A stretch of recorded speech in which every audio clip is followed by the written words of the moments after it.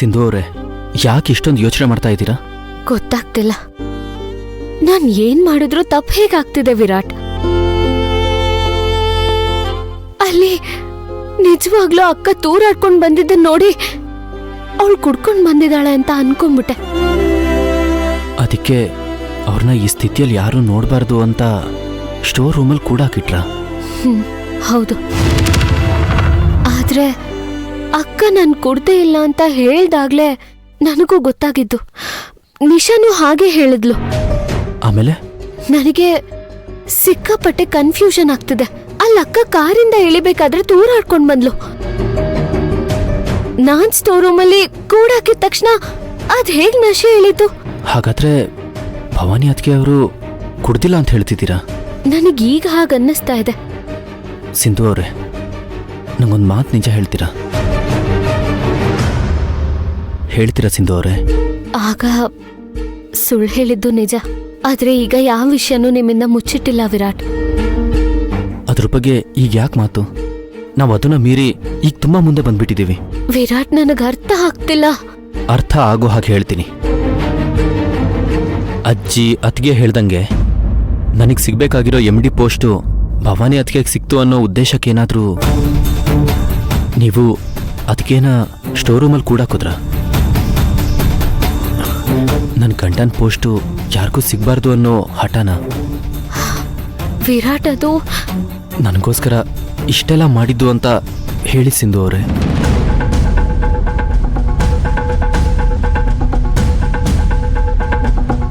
ಇಲ್ಲ ವಿರಾಟ್, ನಾನ್ ನಿಮ್ಗೋಸ್ಕರ ಹೀಗ್ ಮಾಡ್ಲಿಲ್ಲ. ವಾಟ್? ನನಗೋಸ್ಕರ ಅಲ್ವಾ?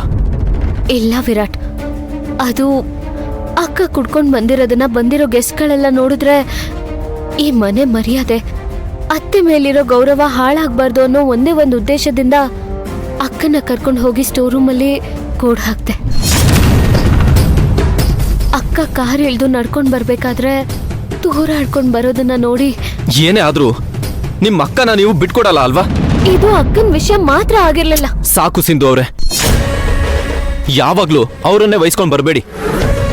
ನೀವಿಷ್ಟು ಪ್ರೊಟೆಕ್ಟ್ ಮಾಡೋ ಹಾಗೆ ನಿಮ್ಮ ಅಕ್ಕ ನಿಮ್ಗೋಸ್ಕರ ಏನು ಮಾಡೇ ಇಲ್ಲ. ವಿರಾಟ್, ಕೋಪ ಮಾಡ್ಕೋತಿದ್ದೀರಾ? ಹೌದು, ನನ್ನ ಹೆಂಡತಿ ಬಗ್ಗೆ ಯಾರಾದ್ರೂ ಮಾತಾಡಿದ್ರೆ ನನಗೆ ಕೋಪ ಬರುತ್ತೆ. ಅಲ್ಲ ಅಕ್ಕ. ನೋಡಿ, ಅಕ್ಕ ಅಕ್ಕ ಅನ್ನೋದು ಬಿಟ್ರೆ ಬೇರೆ ನಿಮ್ ಬಾಯಲ್ಲಿ ಏನು ಬರೋದೇ ಇಲ್ಲ. ಯಾಕೆ ಅವ್ರ ಜಪಾನೆ ಮಾಡ್ತಾ ಇರ್ತೀರಾ? ನಂಗೆ ಅದಕ್ಕೆ ಮಾತು ಕೇಳ್ತಾ ಇದ್ರೆ ನಿಮ್ ಬಗ್ಗೆ ಅವರಿಗೆ ಸ್ವಲ್ಪನೂ ಕಾಳಜಿ ಇಲ್ಲ ಅಂತ ಅನ್ಸುತ್ತೆ.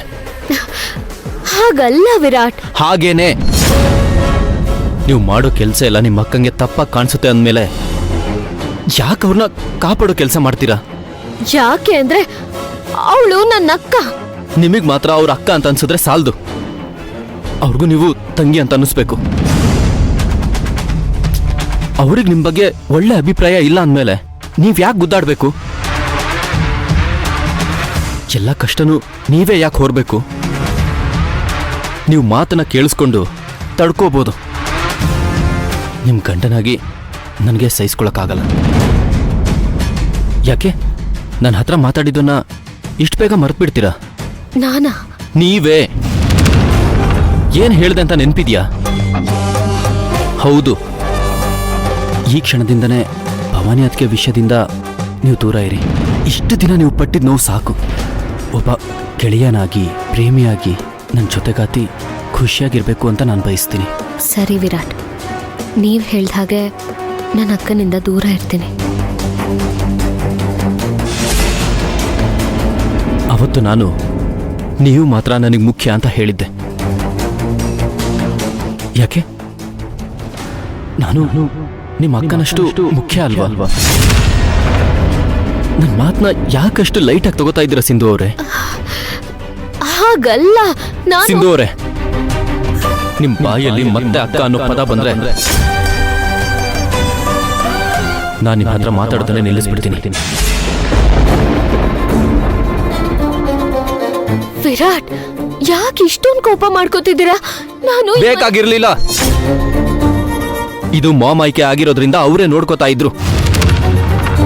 ನಿಮ್ಮ ಅಕ್ಕ ಕೂಡ್ಕೊಂಡು ತೂರಾಡ್ಕೊಂಡು ಮೀಟಿಂಗ್ ಅಟೆಂಡ್ ಮಾಡಿದ್ರೆ ಅವರೇ ಎಲ್ರಿಗೂ ಯಾಕೆ ಹೀಗೆ ಬಂದೆ ಅಂತ ಉತ್ತರ ಕೊಡ್ತಿದ್ರು. ಅದ್ ಬಿಟ್ಟು ಹೀಗೆ ಕೂಡಾಕೋದೆಲ್ಲ ಬೇಕಾಗಿತ್ತ? ಹೀಗೆ ಮಾಡೋದ್ರಿಂದ ನೀನ್ ಈ ಮನೆಗೆ ಒಳ್ಳೆ ಕೆಲಸ ಮಾಡ್ದೆ ಅಂತ ಯಾರಾದ್ರೂ ಹೇಳಿದ್ರ? ನಿಮ್ಗೆ ನನ್ನ ಮಾತು ತುಂಬಾ ನೋವು ಮಾಡ್ಬೋದು, ಆದ್ರೂ ಒಂದು ಸತ್ಯನ ಈಗಲೇ ಅರ್ಥ ಮಾಡ್ಕೊಳ್ಳಿ. ಬೇಡ್ಕೊಂಡಿದ್ ವರನ ದೇವರು ಈಡೇರಿಸ್ತಾ ಇದ್ರೆ ದೇವರನ್ನೇ ಬದಲಾಯಿಸೋ ಜನರ ಮಧ್ಯೆ ನಾವು ಇದೀವಿ ಅಂದಮೇಲೆ ಈ ಅಕ್ಕ, ಅಣ್ಣ, ತಮ್ಮ, ತಂಗಿ ಸಂಬಂಧ ಹೀಗಾಗೋದ್ರಲ್ಲಿ ಆಶ್ಚರ್ಯ ಏನೂ ಇಲ್ಲ. ಇವತ್ತು ನಡೆದಿದ್ದ ಘಟನೆಯಿಂದ ಒಂದರ್ಥ ಆಯ್ತು. ನಿಮ್ಮ ಹೃದಯದಲ್ಲಿ ನನಗಿಂತ ನಿಮ್ಮ ಅಕ್ಕನ ಸ್ಥಾನನೇ ದೊಡ್ಡದು. ಸಿಂಧೂರೇ, ಏನು ಗೊತ್ತಾ, ಜೀವನದಲ್ಲಿ ಏನಾದರೂ ಪಡ್ಕೋಬೇಕು ಅಂತ ಹಠಕ್ಕೆ ಬಿದ್ದರೆ ಈಶಾನಿ ಅಷ್ಟು ಅಸಹನೆ ಅನ್ನಿಸ್ತಾಳೆ. ಅದೇ ಪ್ರೀತಿ ಒಬ್ರಿಗೊಬ್ರು ಗೌರವ ಕೊಡೋ ಹಾಗಿದ್ರೆ ಅದಮ್ಯ ಅನಿಸುತ್ತೆ. ನೀವು ಪಡ್ಕೊಂಡಿದ್ದನ್ನ ಉಳಿಸ್ಕೊಳ್ಳೋ ಕಡೆ ಗಮನ ಕೊಡಿ.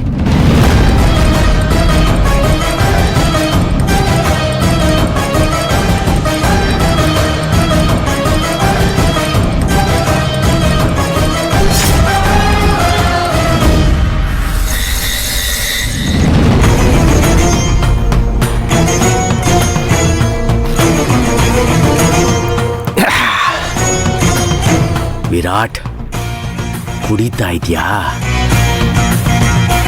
ನಿನ್ನ ಮನಸ್ಸು ತುಂಬುವಷ್ಟು ಕುಡಿ. ನೀನು ಕುಡಿಬೇಕು. ಅದನ್ನು ನೋಡಿ ಆ ಸಿಂಧು ನಾನು ಯಾಕಾದರೂ ಈಶಾನಿ ಜಾಗಕ್ಕೆ ಬನ್ನು ಅಂತ ಆ ಸಿಂಧು ಕೊರಗಬೇಕು ಅಂತ ಪರಿಸ್ಥಿತಿ ಬರಬೇಕು. ಕುಡಿ, ಇನ್ನೂ ಕುಡಿ.